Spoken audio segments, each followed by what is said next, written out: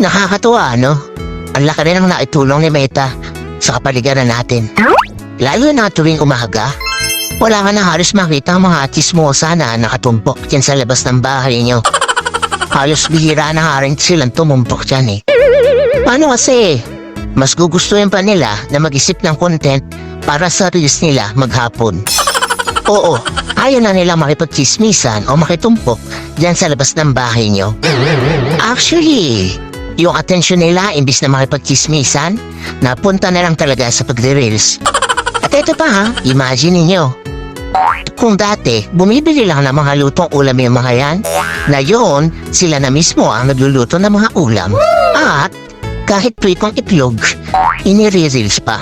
Ganon kahusay si Meta. At ito ang pinakamalupit. Kung yung dati yung asawa mo tinatalahan ka sa tuwing uuwi ka, ngayon, hindi mo na makausap. Kasi, busy na sa pagla-live o hindi kaya busy sa panonood ng live. At ang mas matindi, hanggang madaling araw, nakikipag-engage na lang siya dahil wala na siyang pakialam sa iyo. Ang husay ni Meta, no?